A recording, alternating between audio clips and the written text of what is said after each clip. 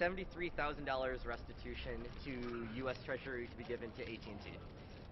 He reached for his phone, he reached for something, they fucking tackled him, handcuffed him, took him out for like 15 minutes. He came back, not just in like handcuffs, but like with the thing around his waist, like the big chain, laughing. Like, it's seriously like walking around the courtroom, just going like that. I gave him the thumbs up. You guys fucking seen this?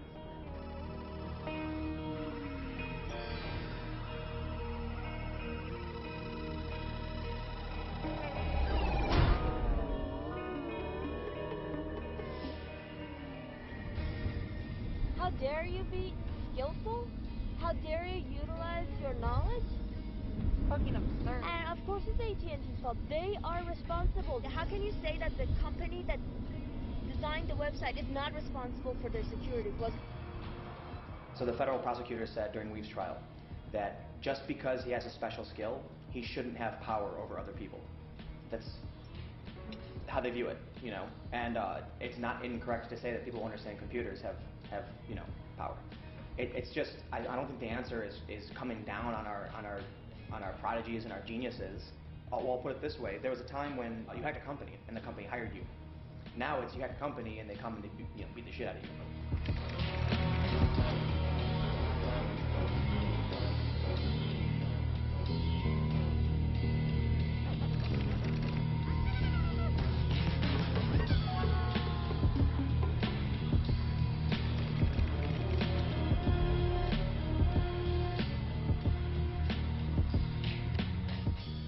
Hackers, hacktivists in prison by virtue of pointing out weaknesses in the very structures that we depend on as our common good. But we weaken the common good for what? We're turning on ourselves. And any time a country empire turns on itself and begins to find threats from within, well, that should tell you how far gone we are.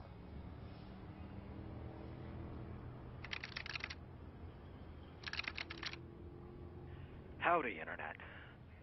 My internet blogging must have pissed somebody off. They have cut off my fucking TrueLinks access because, of course, we live in a country with a childishly authoritarian government that can't handle anybody saying anything mean about it on the internet. And I miss you. I really do. There's so many of you that I can't. Hopefully I see you in a couple of years. I wish I could call each and every one of you. I'm still in prison. I've been denied access to both sunlight and food. I can't tweet via the normal means any longer, but I will still read everybody's responses. It'll be snail mailed to me. Fucking barbarism. Keep up the good fight and you know, make trouble while I'm gone. You guys gotta carry the internet ruin torch, I suppose. Oh God. Weave. That was one of his better communiques. I was outside grabbing a cab and I get a call from an unavailable number, and it's like, do you want to accept this toll-free call from Andrew from federal prison? And I was like, oh God, it's Weave. I could barely make out what he was saying, but he's like, set up an asterisk box so I can upload things to SoundCloud. I'm just like, okay, like, whatever.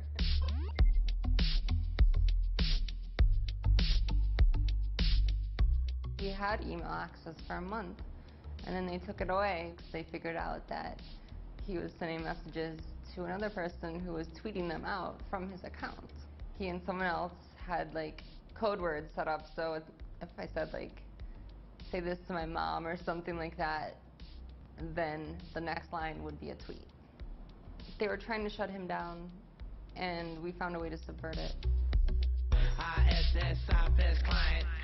Scroll a macro, real giant. Sitting in the gym, getting mad, defiant. I'm the man who they can't stand compliant. The more that they try to, you know, make this go away, the government, it keeps coming back, and it'll bring more attention on Weave. It took him a couple years to garner 5,000 followers, and then as soon as he goes to jail, in a month he gets 5,000 more. I got the Tommy Wiseau, director of the room when I spit flow. Saying Weave should be chillin' and get mo. Cause the man's afraid of gay names when they raise the crypto. It took them a month to figure out that we were uploading to SoundCloud, even though there was like news articles about it.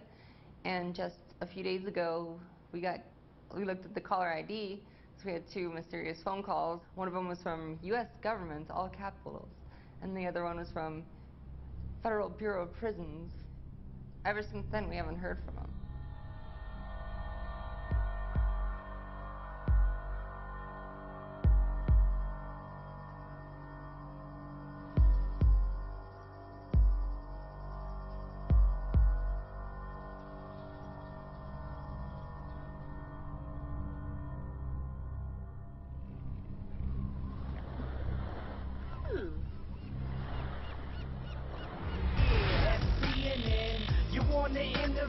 Send the prisoners to the nickname Sabu. On IRC, man, we convening this for 99. Both that shit down, screaming. Pound Annie sick. Out of kind of the ashes of Lulzsec, Sabu wants a new thing, a new group, a new cause going forward, and this becomes anti-SAC. With the visuals of machine guns, this was no longer a laughing matter, and they were not playing games anymore. He was training people to attack government websites and attack large corporations and businesses. Pound Annie sick. Pound it to the bleachers. Pound Annie sick. If you're sitting below deck in the low boat, salute, bitch, and show some respect. Pound Annie sick.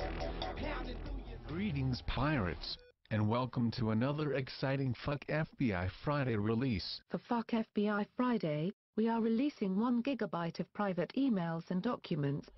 It was asking for trouble, and trouble came in a way that nobody could have even written this.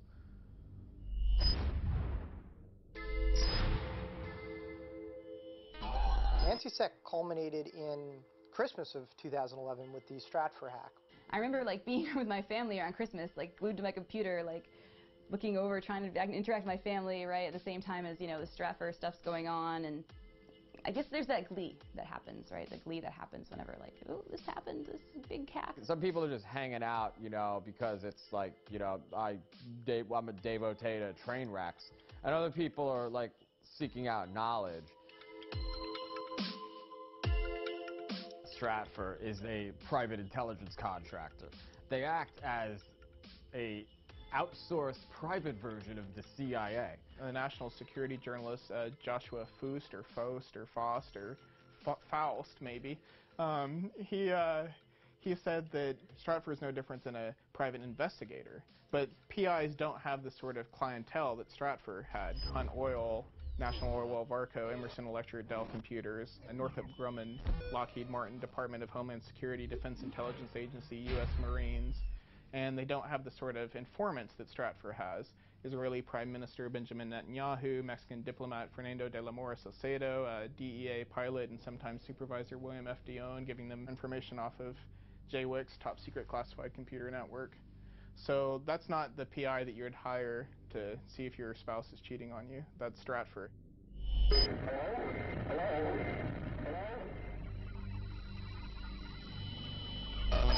The gift that a non-Santa left under the Lulzsc tree are just the beginning. Cyber thieves made off with the personal details of hundreds of thousands of subscribers. They woke up to find that they'd given an unexpected Christmas present of $50,000 between them to numerous high-profile charities. Here comes Santa, here comes Santa. Expect us. Here comes Santa Claus. Here comes Santa. Julius, will you dance with me? It's not about the money. We want the world to dance. We want the world to dance. The first is dance with me. These are our lands. Don't sit around waiting for Santa Claus. Fuck some shit up. To take an ex-FBI agent and use their credit card to make a donation to the Red Cross on Christmas Day, I get that it's criminal, but it's wonderful in its own way. The Stratfor hack, it's claimed, also contains email conversations between Stratfor employees and officials in government. Every week, a company or an agency, is this going to get worse? I think so. People broke into something and wow, criminals. Well, okay, even if you want to call them criminals, they're coming up with this information that looks a lot like criminal activity. The day that WikiLeaks published the Global Intelligence Files, which is what it calls the Stratfor leak, The Atlantic wrote an article titled, "Stratfor is a joke and so is WikiLeaks for taking it seriously." And that was the very day of the leak, so surely they didn't read the 5 million emails that I've spent more than a year researching.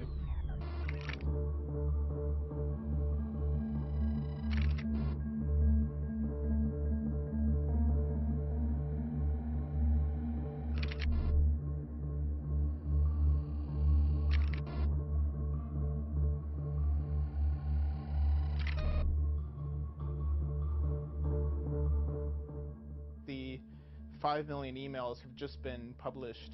The most important revelations are still unknown. The information involved got to us because several young people sacrificed to get it to us. They went out and took it.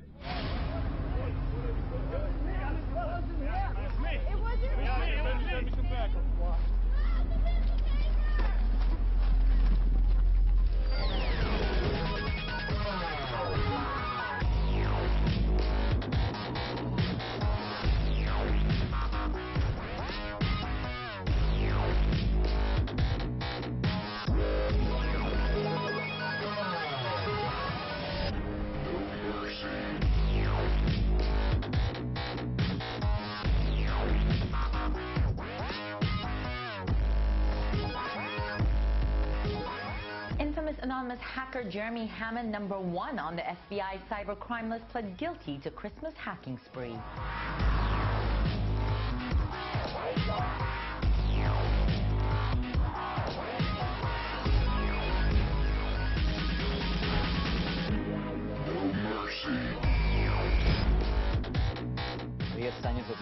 Jeremy Hammond. ആധുനിക രൂപമായിരുന്നു Jeremy Hammond.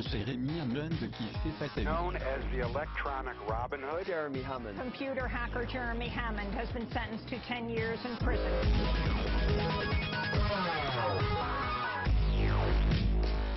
As a former journalist, a former investigative reporter for the New York Times, I am stunned that the rest of my colleagues, well, I mean, frankly, I'm not that stunned, are not here. Jeremy's going to jail for 10 years. I don't think a lot of people in this country are going to find out about it if the New York Times doesn't cover it. That's just the way that the media is set up right now. There's a lot of people on the outside supporting him. He's gotten a lot of letters, so, you know.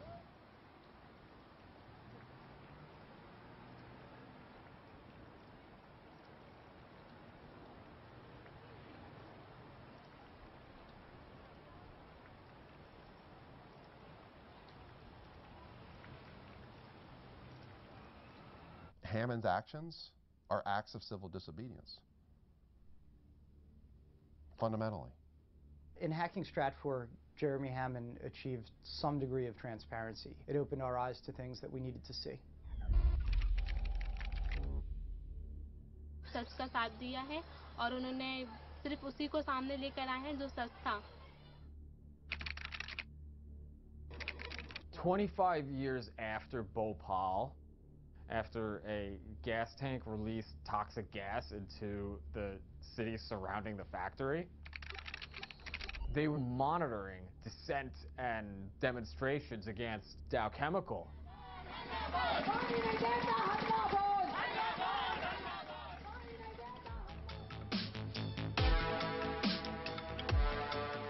Data wants to be free is the hacker credo.